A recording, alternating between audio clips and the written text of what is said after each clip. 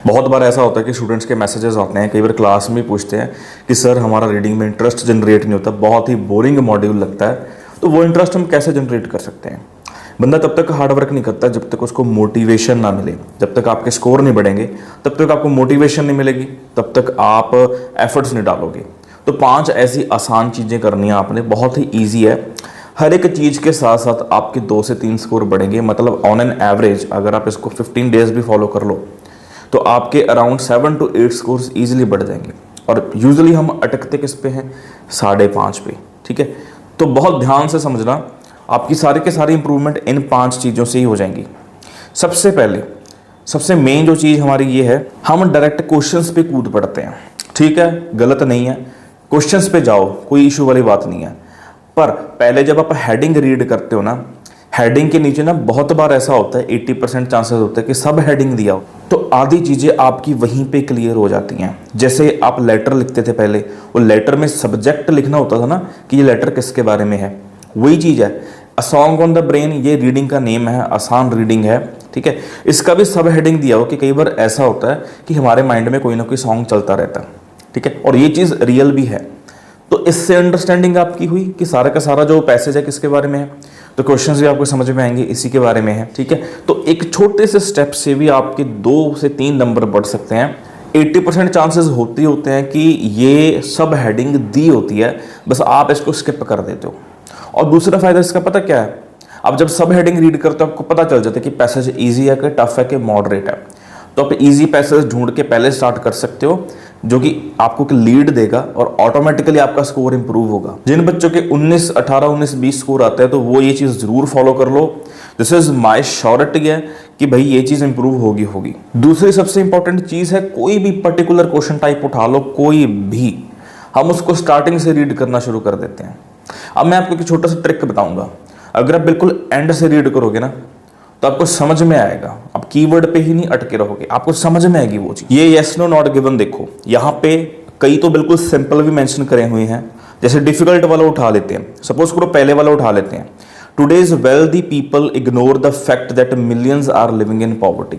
बिल्कुल एंड से उठा लो, मिलियंस ऑफ पीपल जो है वो पॉवर्टी के अंडर हैं और ये जो फैक्ट है इसको इग्नोर करते हैं आज के वेल्दी पीपल। चलो ये भी नॉर्मल है। 18th नंबर वाला देखो, it may be possible to find new types of raw materials for use in the production of machinery. ऐसे पढ़ोगे तो क्या मतलब आपका स्कोर कैसे इंप्रूव होगा? बिल्कुल एंड से पढ़ो, प्रोडक्शन ऑफ मशीनरी, मशीन की जब प्रोडक्शन करते हैं तो उसमें जो रॉ मटेरियल्स यूज होते हैं न्यू टाइप के, उनको फाइंड आउट करना शायद पॉसिबल है।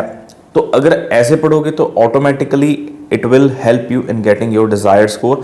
2 से 3 से 4 से 5 नंबर आपके बढ़ सकते हैं अगर सभी question, I am not only talking about yes not given और ट्रू फॉल्स, आप कोई भी पर्टिकुलर क्वेश्चन उठाओ, लिस्ट ऑफ हेडिंग उठाओ। ठीक है, मैं क्योंकि ये चीज डेली क्लास में करवाता हूँ, इससे बहुत ही ज्यादा इंप्रूवमेंट होती है, तो आप इस पर फोकस करके देखो।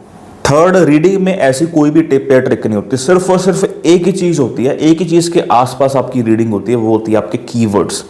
कीवर्ड्स पे फोकस करो, कीवर्ड से आप लोकेशन पे जाओगे। और जो सेकंड ट्रिक मैंने बताई है, टिप मैंने बताई है कि कैसे आप अंडरस्टैंडिंग इंप्रूव कर सकते हो, वो लोकेशन पे जाके ऐसे आप अपनी अंडरस्टैंडिंग इंप्रूव कर सकते हो। आप कोरिलेट कर सकते हो कि दोनों चीजें मैच कर रही हैं कि नहीं कर रही। ठीक है, कीवर्ड से लोकेशन स्कैन हो जाएगा, उसके बाद स्किम करके प्रॉपर आप अपने जो क्वेश्चन है उससे रिलेट कर सकते हो।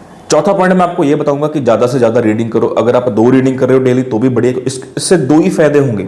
सबसे पहला और सबसे बड़ा फायदा प्रैक्टिस होगी।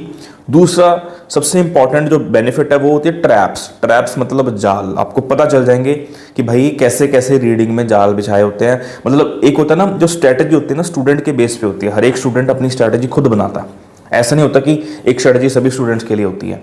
अब जब वो थोड़ा टाइम बैठोगे ना खुद, तो ऑटोमेटिकली आपको पता चलेंगे कि कैसे कैसे ट्रैप्स होते हैं, कैसे कैसे आंसर्स होते हैं। जैसे लिस्ट ऑफ हेडिंग के बिल्कुल, जैसे मैंने 5 सी रीडिंग सॉल्व करी एग्जांपल के तौर पे, तो पता चला कि लिस्ट ऑफ हेडिंग के आंसर्स बिल्कुल स्टार्टिंग में होते हैं या बिल्कुल एंड में होते हैं।